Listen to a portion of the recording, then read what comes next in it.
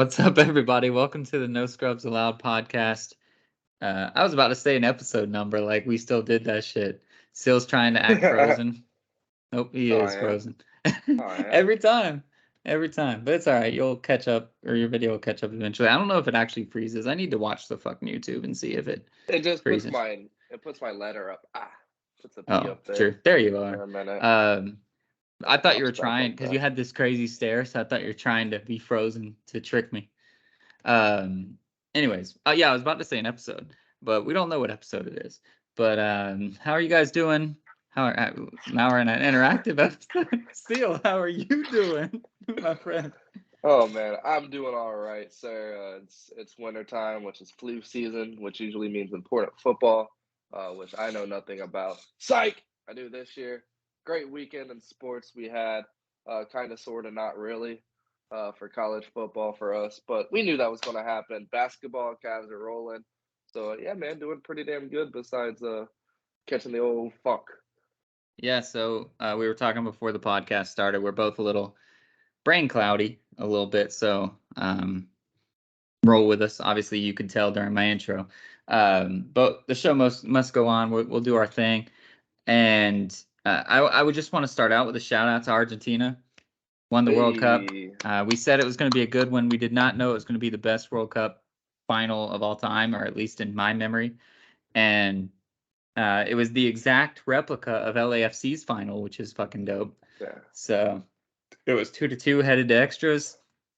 The team that ended up scoring in extras had to try to defend, and they allowed a tie, and then PKs happened, and one team was good at PKs and the other one wasn't. Same exact concept, but big ups to Messi. I know he's still got some years to go, but this kind of felt like his final reckoning he had to do right here, and this is kind of the end of his legacy. So now anything he does beyond this point is all gravy.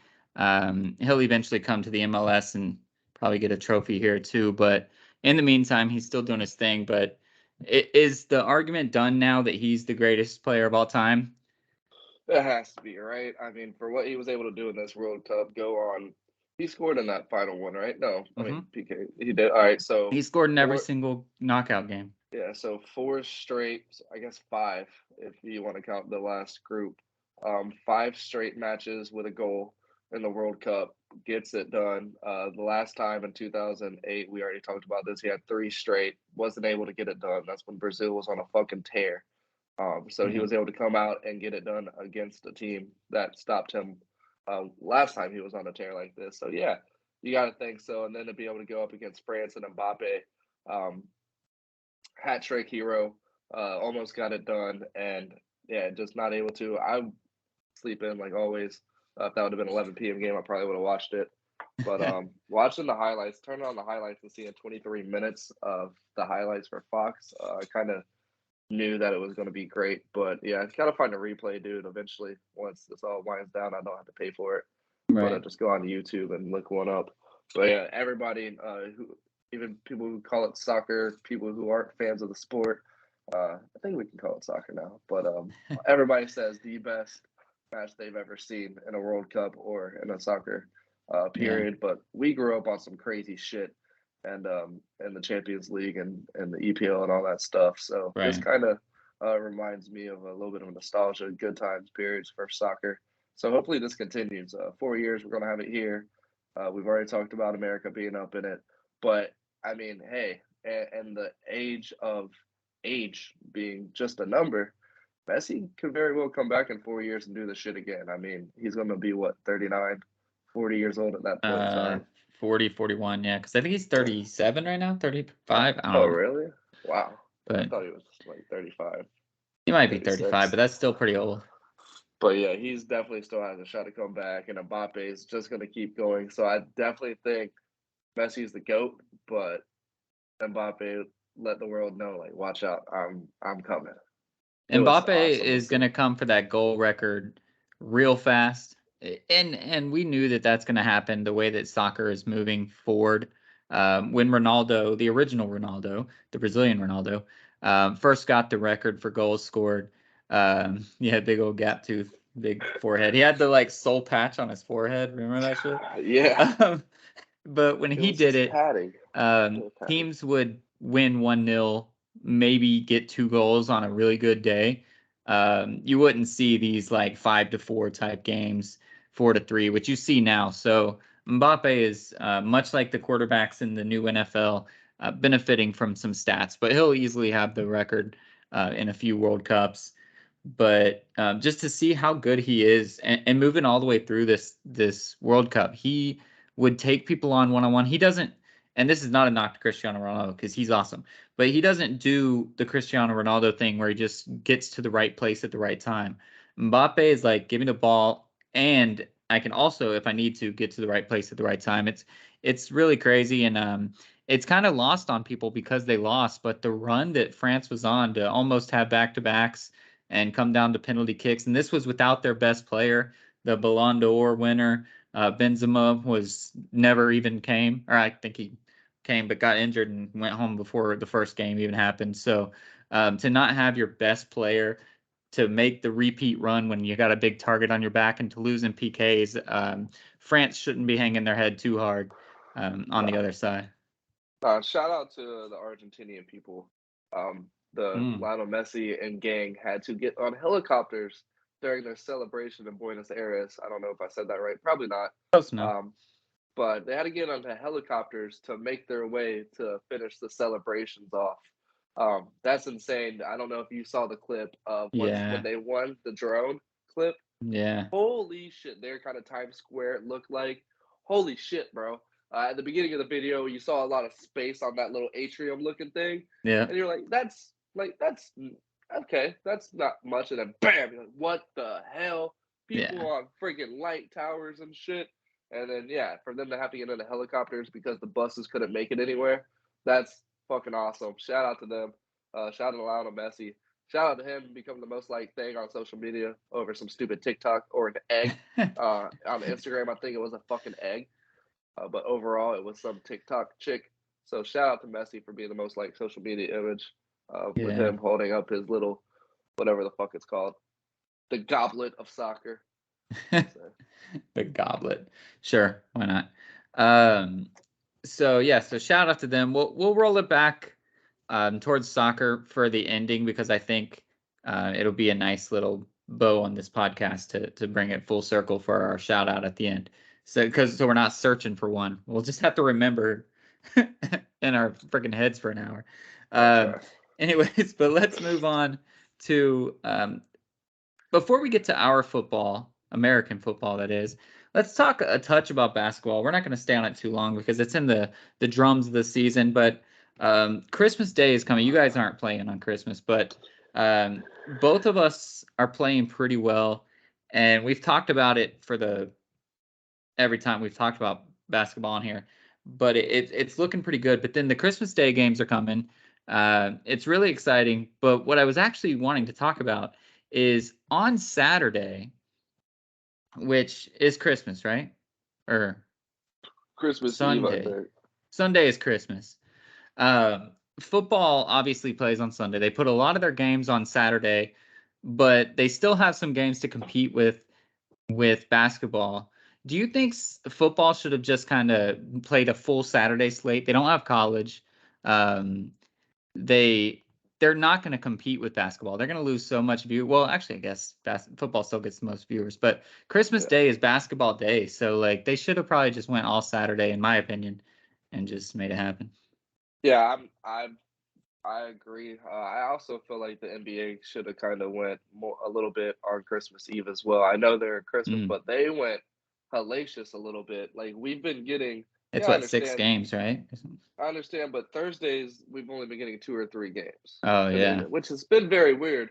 But Friday, the day before Christmas Eve, there's like 15 fucking games. Every team plays, I think. Yeah. So That's 15. insane. So Yeah. there is 15, yeah.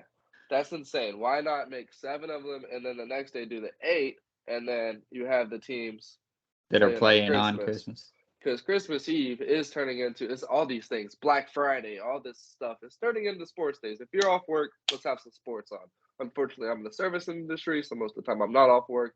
But it would be really cool to have 2 straight days of football and basketball. That'd be awesome. Mm. It would be great. So fuck you NBA for not doing it, and yeah, fuck you NFL for not just going heavy on a Saturday because, like you said, Christmas is for the balls, the It just basketballs. it sucks because the Bucks are still playing on Sunday, and this is probably going to be their last win of the season, as they make their way into being the first ever 10-loss playoff team. They get to play Brock Purdy, or not Brock Purdy. What's his name? Trace McSorley or whatever, and the Arizona Cardinals. So we better get a win here. And if we do, we should be 2 games ahead with 2 games left. I know we play Carolina and Atlanta, but it should be pretty easy in that regard. But us and you, so I looked at this playoff predictor thing that ESPN does, or somebody does, where you click the winners of the upcoming weeks. And I did this 2 weeks ago before you guys beat Tennessee the first time. And I went through and I legitimately tried my best to not be biased, to do my thing. And I had both Tampa Bay and the Jacksonville Jaguars as their division winners, both under 500. And I had them actually both winning their first game. And that's the part that's probably not going to happen. But Tampa Bay has already beaten Dallas once, so I had them beating Dallas. You guys I had beating the Bengals. And I think that's a possibility. We made the Bengals look bad for about 20 minutes this weekend. But anyways, when I looked through and I did that, I laughed at myself and I was like, the Bucks and the Jags are not going to make it. But 2 weeks later, fast forward, there's a real shot. Obviously, there's been a shot that Tampa Bay is going to make it, and it's not because we're good; it's because everybody else keeps losing. But you guys are now winning, and you guys are putting on a show out there. And if you guys can beat Tennessee one more time, then you only need a little bit of help to get in here. Yeah, man. Last week we had the AFC Offensive Player of the Week and Trevor Lawrence. This week we had the AFC Defensive Player of the Week and Rashad Jenkins, a Florida boy out of Miami.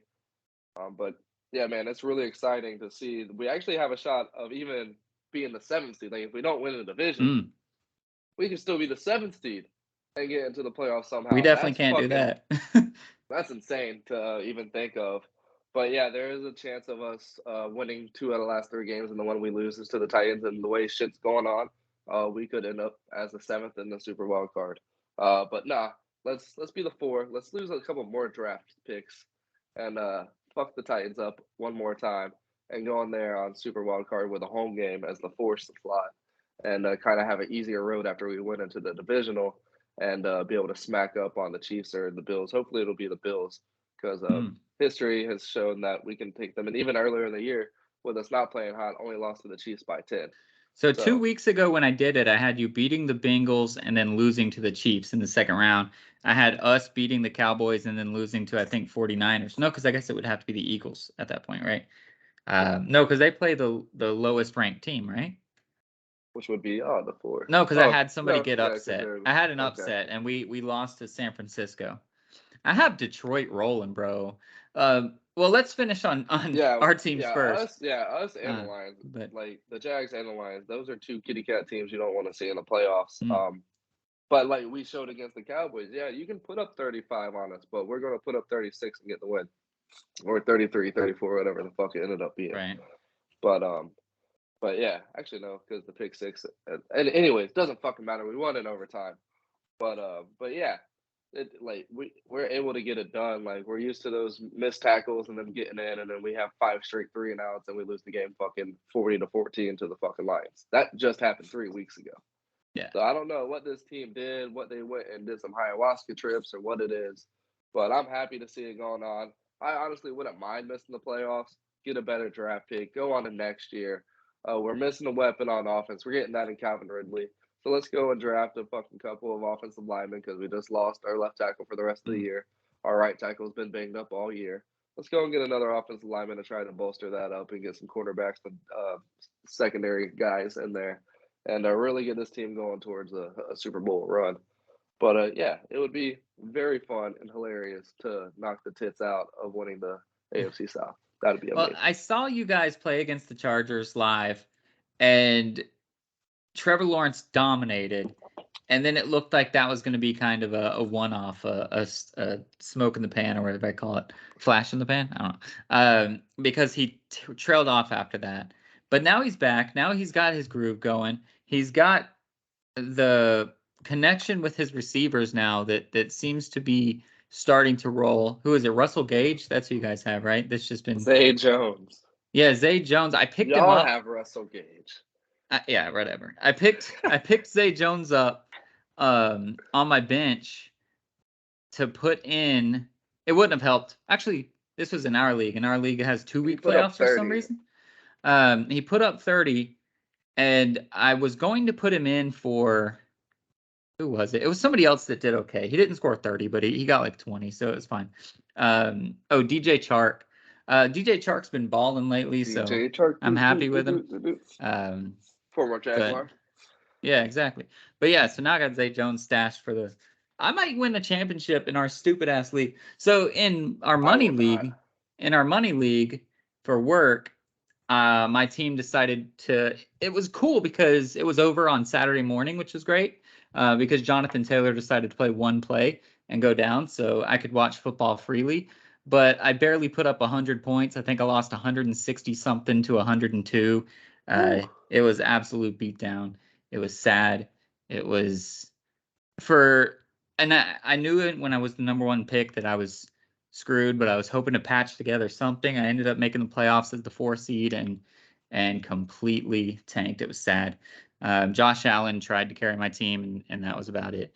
I wish I had Zay Jones in that league, but I did not. So, anyways, back to real football. Yeah, you guys have a real shot with these receivers getting together and the defense not being great, but able to do what they can, be opportunistic with like the pick sixes and things like that, and move forward. I definitely think you guys are the upset kind of choice for the AFC. But as we mentioned before, let's move on to Detroit.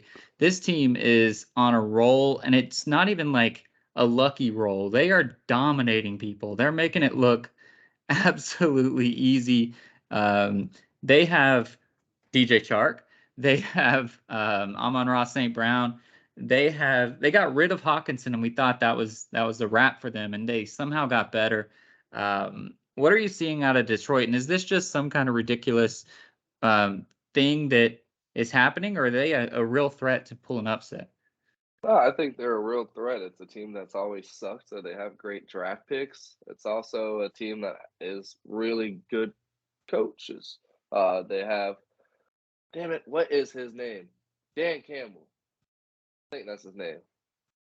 Yeah. DC, yeah, I think so. Motor City Dan Campbell. Yeah, MCDC, Dan Campbell. They have Mark Brunell as a quarterback coach. They have a lot of really talented coaches, and it's starting to show. Last year when he came in, he's talking about biting off kneecaps and shit. I think they won 2 or 3 games. Mm-hmm. Kind of was a laughing stock, and now they're showing like, hey, this is a team that has talent. Like if they get the fucking number 1 draft, top 5 draft every year. Can't say that because we got it back to back. We're a laughing stock too, but like every year they get a really damn cat. Every year they get a really good draft pick, and they have a really really talented squad.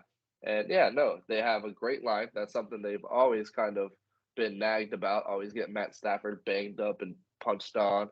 But now that they have Jared Goff is looking like a seasoned quarterback behind that offensive line because they finally decided to show up now that Matt Stafford's out of town. And that run game with DeAndre Swift and Jamal Williams, that they're unstoppable in themselves. It's crazy what they're able to do. And you have whatever his name is, St. Brown. St. Brown, yeah. You have DJ Chark and that other tight end that's showing up out of nowhere. They have a decent I don't squad know who that their can get it tight end done. is now. And just like the Jaguars, like I was saying, I would not want to run them into the playoffs because if you're the Cowboys and you're going to put up 40 points, they can put up 40 points with you. And they can also get that stop that they need, like we did in overtime last weekend. Like they're a scary team to face. I think it's weird because obviously the best teams are still the best teams for a reason, and they're probably going to end up being great. But I think this is really the year that a weird team could get it done. One of those teams that are unexpected because you have like the Bills, the Chiefs, and the Eagles, and I guess the Cowboys still on everybody's list. But really, any of the other 10 teams in the playoffs have a real shot.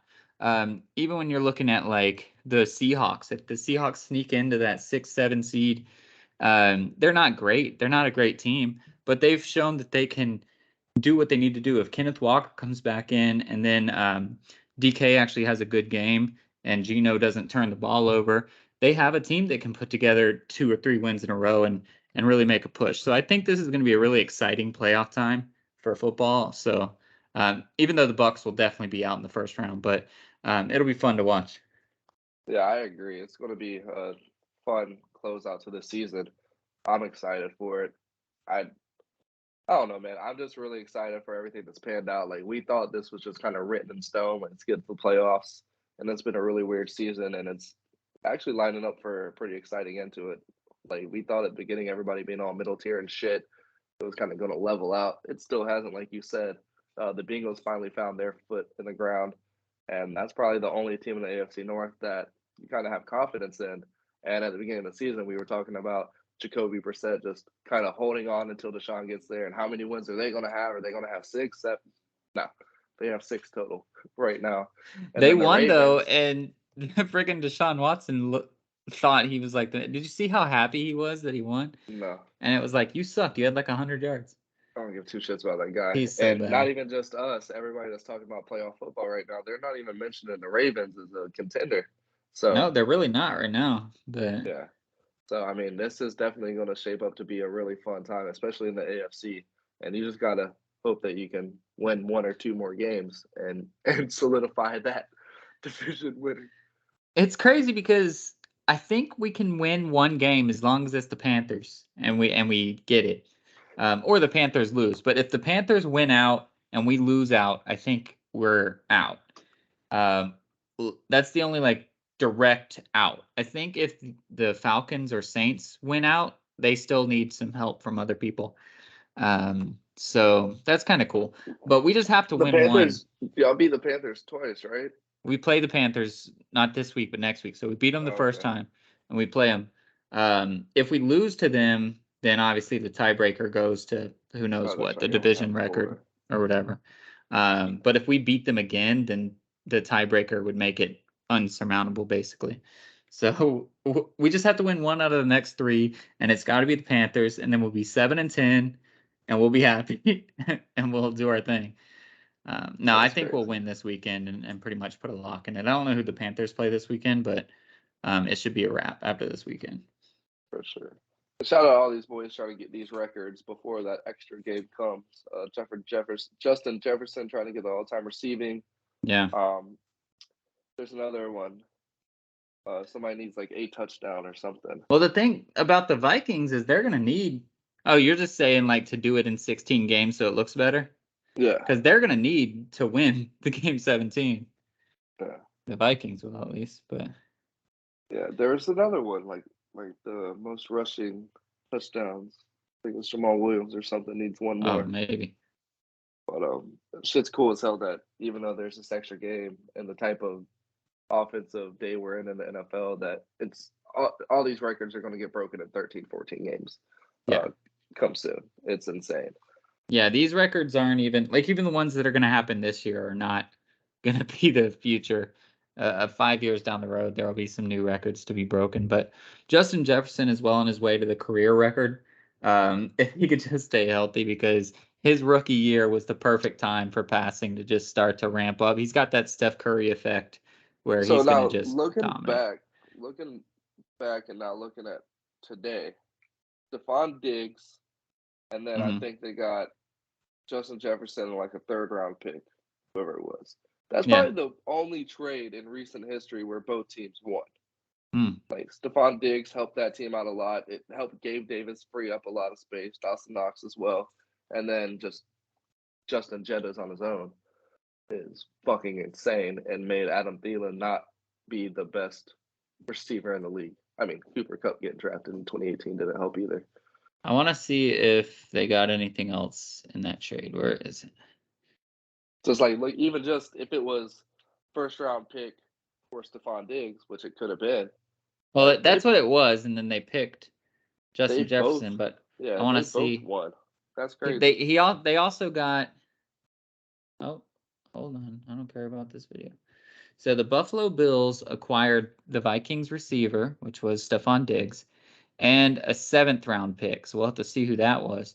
In exchange for the 22 pick, which was Justin Jefferson, a 5th-round pick, a 6th-round pick, and then a 2021 4th-round pick. So I wonder who those turned into. I don't know why it didn't tell me. But Yeah, that's a recent article. They're lazy. if it is. Oh, no, it's a 2020 article. But yeah, It's hard to so tell. and even back then when it happened, we were like, yeah, Minnesota fucked that up. Like even they Mhm. could end up winning it. That's crazy. I mean, hindsight's always. I don't think they would 2020. win it because if the Bills win the Super Bowl this year, then Stephon Diggs is a huge part of that, So I think, like you said, it's Yeah. probably going to be a win-win, and which is really cool. Yeah, that is really dope. I'm Damn excited it! I for want it, to bro. see the rest of the people in the freaking trade. Yeah, That it was a is hell of not. a game too up in Buffalo with the Dolphins on Saturday. That was crazy. They actually had a Yeah, chance to pull it off. Nobody thought that was going to happen. That makes me think the Dolphins might be a viable team for the coming years, and Tua they actually have might be a such guy. a ridiculous fast or big play potential, man, with Hill, Waddle, and then who's the other guy? They have another good receiver too.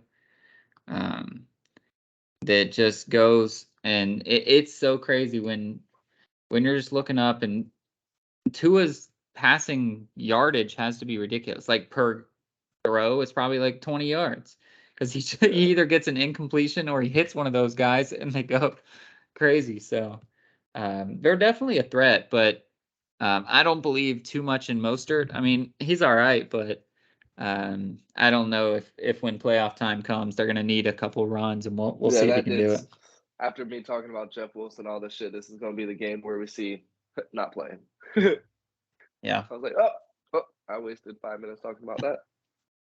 Um, yeah, but it's really cool. I think it's shaping up to be one of the best playoffs that we've seen as far as parity is concerned. It could not be. It could be the Bills and the Eagles roll through. They're in the championship. But even if that happens, I think that would be a hell of a championship game.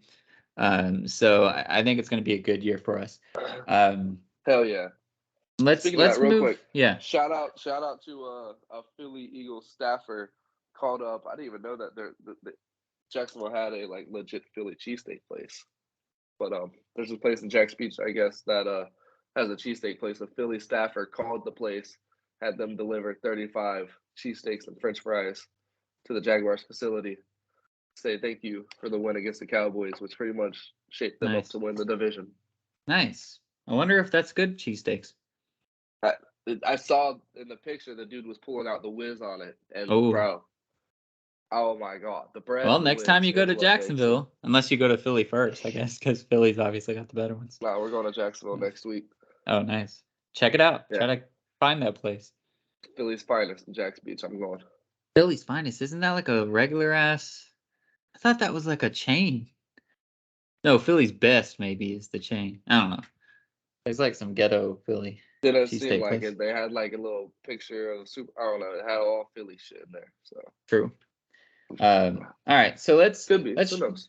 let's drop down to college and let's talk real quick about signing day. We don't follow signing day too much to know what's going on, Nah. but I wanted to give a shout out to UCF because Gus Malzahn went and he got a lot of transfers. We got a shit ton of transfers. We're doing really well in the transfer portal, which is nice because we're losing some people too. But as far as just straight recruiting out of high school, we recruited our highest rated high school person this year. His name's John Walker. He's a defensive tackle. I watched his highlights and it's hard to tell. His highlights were fucking amazing, but he's a 310-pound dude running over our size kids in high school. So, but yeah, he was absolutely trucking them. I think it was he's like 6'4", 310 pounds or something, and just absolutely mowing over people. But the highlights were fun to watch because I was like, oh, he's coming to us. Isn't But it's that hard to shit? tell if he's any good. Isn't that shit funny to watch nowadays? Like I saw Minnesota. There was like a Hail Mary for the win in one of their state championships, and I'm looking at these kids and I'm like, I should have went to school in Minnesota, but they're probably all big as fuck. I'm just 31 years old and used Yeah, to watching grown ass men play sports nowadays, and exactly. not in high school. Yeah, but so anyways, he's coming to UCF, which is really cool. So not that going to the Big 12 means we need a big run-stopping fat guy in the middle, but it'll be cool to have a big run-stopping fat guy in the middle. I say that lovingly, lovingly fat guy. But it's exciting, man. And I was talking to Eddie, and I said that's having those huge 4.2, well, probably not 4.2, um, but really fast 40 time 300 pounders is what makes the SEC better than every other conference. When it boils down to it, their linemen are head and shoulders above everybody else every single year. When you're looking at these playoff games, like if you get Georgia versus Oklahoma or some shit, it's always just Georgia's line is massive, Oklahoma's line is big, like the Yeah. Alabama line always averages like 325 and the Big Ten's linemen average like 280. Like, so to get this big type guy, I said that is an SEC pool right there. The big lineman that can win the trenches. That's what you need. That's what it boils down to. Yeah, they got 2 of the top 10 overall prospects. They were able to flip the best offensive lineman from Iowa to them, Yep. Alabama. That is like they're just ridiculous. They're going to run away with it. Oh yeah, Um, they're the if guys. not for that, dude, Oregon started snapping. Like they went the fuck off. They got Ooga Booga's little brother, Yep. Clemson's old But they quarterback. They still got have his. Bo Nix. He decided to come back. Yeah, but So no, let's his little go. brother is the best edge rusher coming into college this season. Yeah. They were able to get him. They flipped a quarterback. Their quarterback got flipped to UCLA, so they were Right. able to flip one there. They ended up getting what's this kid's name? Dalen Austin from LSU. They flipped his ass. He's a top quarterback. So like they snapped. They got this running back, the flip from Washington. So like Oregon Didn't getting all Ooga these Booga guys. go to the transfer portal? Where did he end up? I do not give 2 fucks because he's gonna suck there too, probably. But but not like when I saw that, I was like, damn, I see you, Oregon. And then looking into it, I was like, fuck you, Alabama, because like Right. Oregon looked like they were making a But lot of noise, and Alabama's in then it. yeah, but Alabama's Alabama. But But Oregon is going to continue once they get rid of yeah. Bo Nix. That's going to be a program to watch, and we all know that they looked like they were going to slide off into the sunset for a couple of years, and these rebuilding years have really came into a Right. fruition for them. And even Baylor looks like they're about to start going nuts again. And we thought after everything that happened with them in the past that they were going to be fucked for at least 10 years. Yeah. Well, a couple of notables to mention on the podcast, just because not because we necessarily care about them, but because we've talked about them so much on the podcast that it's kind of like, where did they go? What did they do? Mikey Keene signed with Fresno State, which is super cool. Good for him. Fresno State's a good college. He's going to get to go out and hopefully prove himself. He might not be a starter. We'll see, but I'm sure they sold him on the fact that he's going to be a starter. So Mikey Keene heading to Fresno State. I'll get to watch him a lot, which is kind of fun. So I hope he does pretty well there. And then the other guy, Emory Jones, heading to Cincinnati. So UCF's going to get a free win there when they go to Cincinnati again. No, Emory Jones is a good athlete, but not the guy I'd want leading the helm at the quarterback, as we all know, because we've talked about him ad nauseum over Real here. quick, But that's where he's heading. that sucks for Cincinnati. Not getting Emory Jones, but the fact that they're going into the Big 12 and they lose their guy. Yeah. That sucks. They are going to be a turd floating in the tub for a couple years, and it's not like they're in the AAC anymore. No, you're in the Big 12. You're going to be playing some really good coach teams, even if they're not the best teams. They're a really good coach. It's not like you're going to be able to get off on some of these Tulane guys and stuff like that who are just stupid athletic and they have these cheeky plays that get called. The coaches aren't that Well, great. They're Emory just really Jones fucking smart. has seen some good teams before. Maybe he'll be able to like band-aid them for a year Yeah, and help them do something. Because maybe. he's not gonna win the Big 12, but he can do some things and help them win some games, maybe. But when I saw Fickle left, I was like, what the where did he go? Wisconsin? I honestly don't know. Uh, I hope he I, went I, th- somewhere good. I think it was I Wisconsin. forget. He went somewhere really good. Actually, nah, I think what's his face? Nah, what's his face went? I don't know. But Anyways, Fickle's gone. I feel really bad for them, and now they have Emory Jones. That's just a double whammy for them. That sucks. Hey man, we actually nope. I can't even say that. We never liked Emory Jones. We never wanted him to do well. Luke Fickle did go to Washington or Wisconsin, by the way. Nice. Should I wash this up a little bit before I send it to Fred? Hell nah. Rub that shit in the dirt. Make it look like you played football in it. But yeah, get it dry cleaned. He might get it dry cleaned for you and then send it back. He might send me a fresh one after he sees what it looks like. He'll be like, damn, you did buy this when I was playing, didn't you? Hell yeah. I used to have a Fred Taylor jersey. No, I had a Mark Brunell jersey. That same bullshit, like, jersey. Champion jersey? Yeah. But mine was Mark Brunell. And then I had a Brett Favre jersey, which I never even liked the Packers. So I don't know why that mattered to me. But then a kid in school signed that bitch. And I got pissed.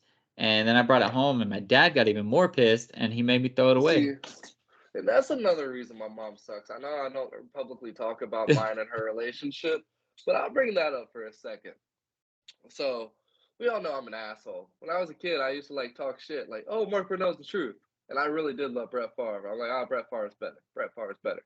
My mom gives me a Brett Favre jersey. I'm like, I would have much rather had a fucking Jaguar jersey, but yeah, that's Right. cool.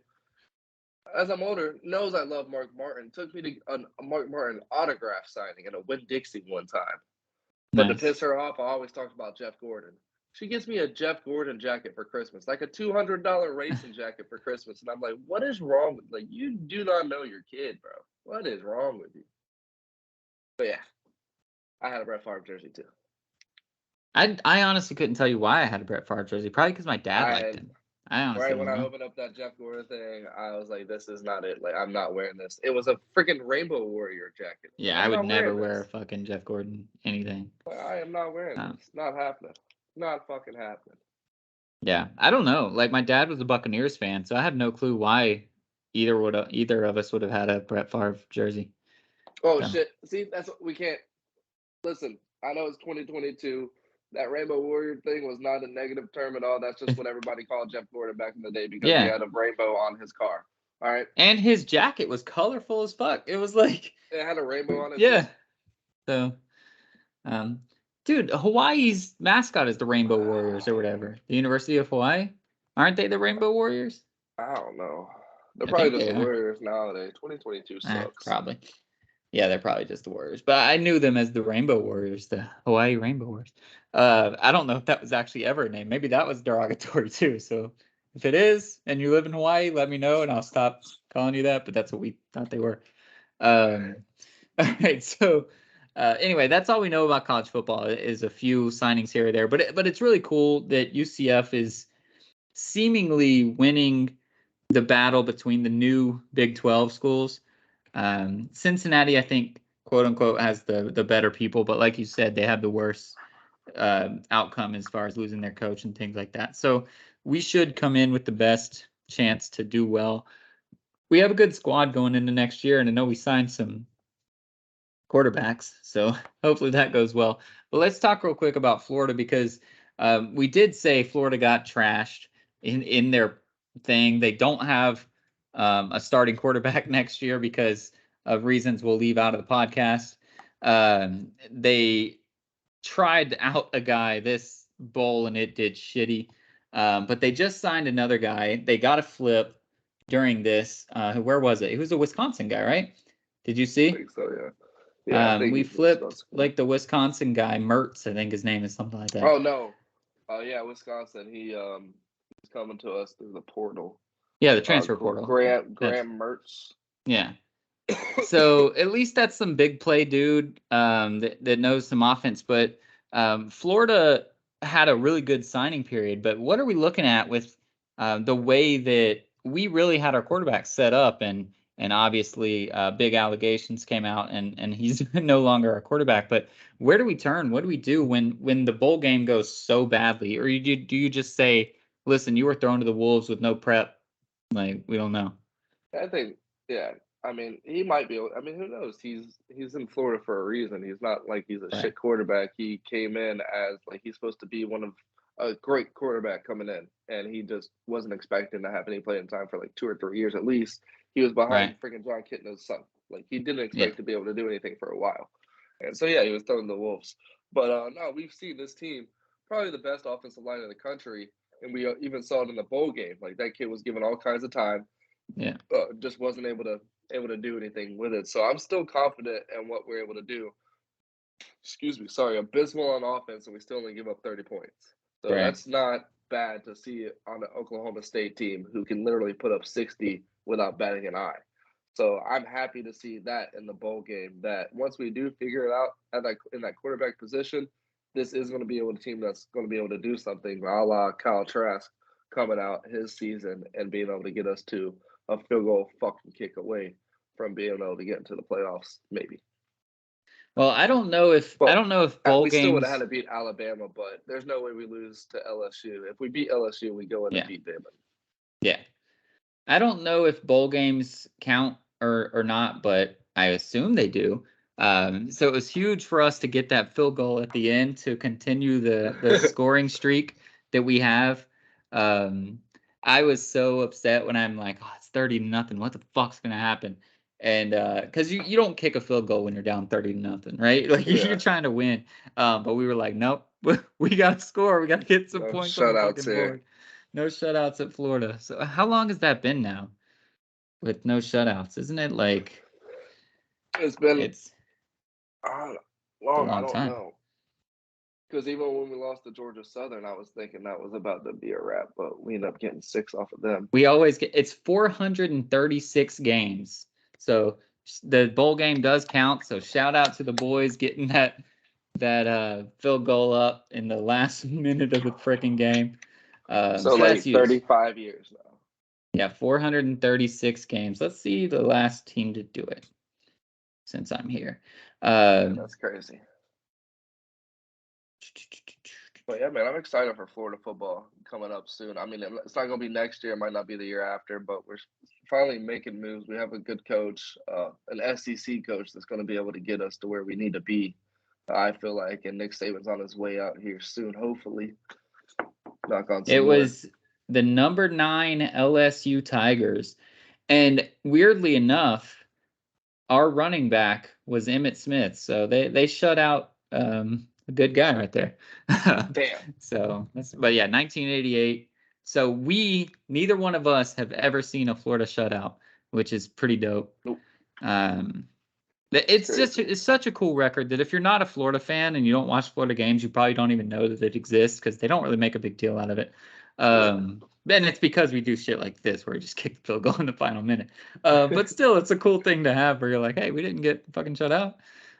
You're always going to expect some points to be on the board. So whoever the quarterback is, back to the main point here, whether it be this Mertz guy or the other kid that started in the bowl game or some guy we recruit off the street, it's going to be expected that they still do well. You know, like we don't have to beat the Georgias, the Alabamas just yet, but we've now had our crappy year. Napier's starting to bring in the people he wants to bring in. We got to start moving up. So that's the expectation. And luckily, we didn't miss the bowl this year, so we didn't have to fall too hard to climb back up. But the time now is to climb back up because you don't want FSU, who is ranked the highest. You don't want UCF, who's now in the Power 5 school, and you don't want Miami, whatever the hell they're doing, to jump you too far. So Florida can't sit on the back burner for too long. They got to bounce back. And it does suck for them that Florida State did well because I was expecting Florida State to not be that good. So when they ended up pretty well, it's like, oh shit, now we got to jump on it. Let's get something done. Yeah. Yeah, I'm excited for it. I don't think Florida State's going to be able to keep up with the path that they were on. Like they had a lot of good breaks happen there in the ACC, which wasn't that good at all this year. Somebody's going to Right. have to come back and do good. Ukabuka's out of Clemson. They still have Dabo, so you got to think that something's going to happen. Wake Forest and Florida State aren't going to be able to do that again, right? Right. You'd think, but I mean, Florida State is going to get a lot of recruits. They're going to do well. They're going to be that team. but I just can't. I can't see them getting back for a lot longer. But I can't see Florida getting back right away either because the SEC is tougher. But both of those teams feel the heat with UCF nipping on their heels, like legitimately. And this isn't saying it as a UCF fan.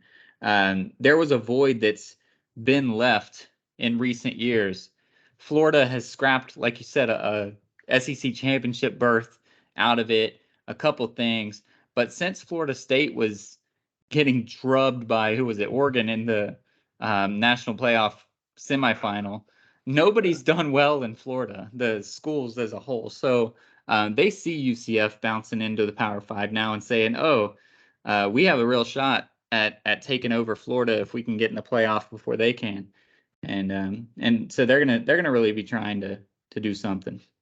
For sure, and it definitely can happen. Like they have good smells on. They have a really good coach. They have a really good system going, and they just have to get the pieces going. That's all Gus needs. It's time to get those pieces, and once he does, it's going to be game over. I feel like for the rest of Florida for sure. It would be cool if Florida and UCF both make it into the playoff and play each other. I mean, because the only thing that sucks is the distance of travel to these away games now. But not for me. It's closer for me, baby. Yeah. I can go to Texas. The amount of exposure they're going to have for recruiting now is going to be insane. Yeah, I was talking to my buddy Jason, and pretty much if we don't make the college football playoff, almost every single Big 12 bowl tie-in is in Texas. So I was like, hey, everybody, we can just meet in the middle. Let's head to Texas, baby. If we make the playoff, obviously it goes wherever. But I think it was like 7 out of their 8 bowl tie-ins were in Texas. So that's dope. We should be playing in Texas a lot. That's crazy. All right, so we're looking pretty good. We don't need to talk about baseball, but for what it's worth, our old guys, Kike, your guy now, gets to be reunited with his old buddy Justin Turner.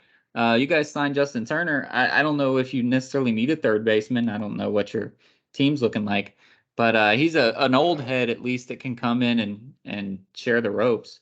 You know what we need to do? What's that? We need to go back in time and fire our GM and get another guy to keep fucking Xander around. He just wanted another year. That shit's so stupid. It was the same thing with Aaron Judge. But Steinbrenner called him and said, "What the fuck do you want? Another year?" Okay. Yeah, exactly. That's what you do. Xander. That shit's annoying as fuck. But yeah, I'm excited. We're getting pieces, but to lose like the best shortstop in the league, in my eyes, sucks. You've lost the best person ever since Mookie. It's like whoever the best player on your team is, you lose them just year after year. Poor old JD is going to retire a fucking Red Sox with nothing else but his championship. Well, the Dodgers were right there with you in the offseason this year. We didn't do anything of note, really. I mean, we re-signed Kershaw. We did a few things here and there, signed a few guys. But we were notoriously quiet. We didn't get anyone out of the shortstop sweepstakes, and people are like, "What the hell is going on?" And I heard at least a rumor spreading through the mills that we decided to take a year. Not decided to take a year off. We probably tried, but we didn't go crazy for these huge contracts this year because we want Shohei Ohtani next year. That's our goal. So this year we said, "Hey, that'd be sick. Fuck it! Like we can make the playoffs just doing what we do. The Padres might win the division, but we can sneak into the wild card. The NL West is still going to be the best division in the NL. So we should be able to sneak into a wild card spot. And then let's go get Shohei Ohtani. Let's show him what LA is really about. And that would be huge. If Kershaw retires and we just get Shohei pushed right in the way, like it would be amazing. So I hope that rumor's true. I hope it's not just some cover up for why we sucked at getting all the shortstops this year, but that would be super cool. Yeah, dude, that would be dope. And you got to do something because the Mets are ready to go for a pretty good amount of time now. Hey, I'm happy that Correa flipped to them because fuck the Giants. That's fine with me. Yeah, they have some guys inked up for a pretty long amount of time, and these guys are some fucking dogs. And their fucking pitching unit is absolutely insane now. Yeah. Like it's unfair. Hey, they It's lost a team Thor to game. us though. Yeah, that's dope. We got But Syndergaard, which is fun. it's so unfair. Yeah, it's stupid. So I think the Padres and the Mets are going to be the NL teams to beat this year. But if we make the wild card, we can beat a team. Like we're going to sign somebody at the trade deadline or trade for somebody at the trade deadline. All that shit. We're going to do what the Dodgers do, and we're going to end up winning 90 games and make the wild card and be fine. But we're not going to be that juggernaut of going for the record 116 win team type thing that we were this year, with the Padres and the Mets around, and even still the Braves and the Giants and those guys. So the NL is going to be really tough. I don't know what the AL is looking like for you guys, but it doesn't look like you got too much better. So it's going to be pretty tough. Yeah, the Yankees are gonna run shit. And the fucking Astros. Fuck them. They shouldn't be able to. I They know, should just but not be allowed in the playoffs. I I understand they want to make money off of them, like the MLB, but don't right. let them in the playoffs. But they're just going to keep winning. That's all that's going to happen. They're going to probably win again next year, unless one of those NL teams I said has something to do about it. All right, so that's pretty much it. Um, I have a shout out to give, which you mentioned before the podcast, before we do our big ending shout out, and that is Eastern Illinois, pulling the shock on the Iowa Hawkeyes. They were 31.5 point underdogs. Like, that's crazy. Like, they could have lost 31-0 and still been happy. But no, they weren't happy with that, man. They went out and they won the game. It's fucking crazy. I didn't even know it happened until you told me before the podcast. Or not, they wouldn't have lost 31-0 because it's basketball, but you know what I'm saying. Yeah. And like to go out and win with that sort of score lopsidedness is nuts. I don't know how that sits in like records and stuff, but I know it's huge. And we know that Iowa's normally pretty good. Don't they still have that one big dude? I have no Uh, idea. they tend to have that one good guy. He must have left. Like they can't lose if he's on the team. So I don't know. They always make it to like the tournament and then lose in like the second round. But it's still cool. Like this is their freaking championship, you know. And Eastern Illinois might make the playoffs as like a 14 seed, but they're excited. Did you lose it? What are you doing over there? Seal turned off his video. For those of you not watching on YouTube, that is what happened. Oh, and now he's back, maybe. Do do do. He's Here. making noise. Oh yeah. Then what were you doing? I lost you in my headphones. It's weird. Oh, gotcha. I asked what you were doing because you were looking weird. Why is Yeah, this? I lost. So, I lost anyways, you what I was my saying is headphone. this is Eastern Illinois' March Madness, man. They're as excited as they could be. So I wanted to give them a shout out for that. That's huge. That coach got his champagne shower, even though it's just a regular season, whatever. But it's super exciting for them. That's crazy. So apparently they lost by 30 to Illinois and 23 to Ohio State earlier in the season. Oh, so they're actually still bad. They just is Iowa ranked? Like what is going on? I don't know. That's crazy. For some They are reason, this they are freaking four thing. and nine. Wow, that's awesome. The Hawkeyes went 2 of 7 behind the arc. 11 of 36 overall. Live or die by the three, bro. Although 11 of 36, that's shitty. Holy shit.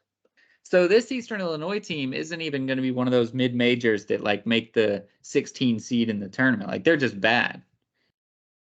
So that's pretty crazy.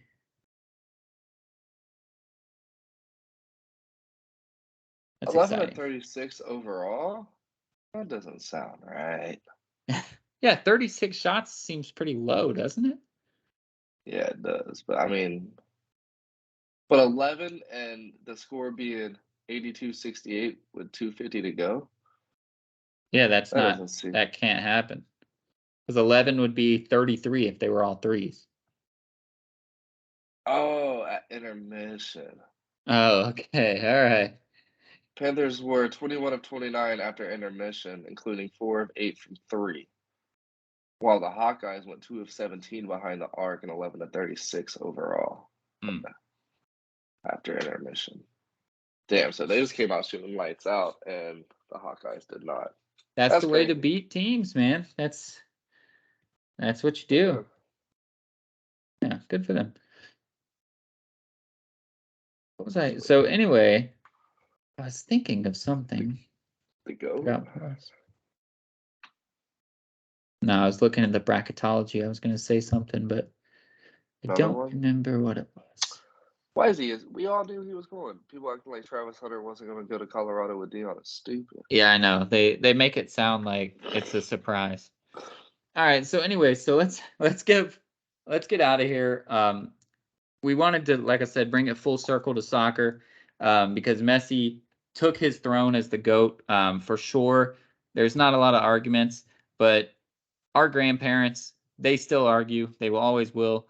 And it's Pele, right? It's the Brazilian Yeah. wonder. It's the guy that there are movies written about him. There are fantasies written about him. There are rumors or stories that may or may not be true about the mind of Pele and what he's able to do on the soccer field. At least with me, because I grew up playing soccer. So maybe the regular world doesn't know, but I heard so many dang stories about how he could do these things on the soccer field, and he could like pause a game and tell people what they're about to do, and then they would like do it and shit, like stupid shit. But anyways, Pele was the GOAT. He was the original GOAT before the GOAT was even a term.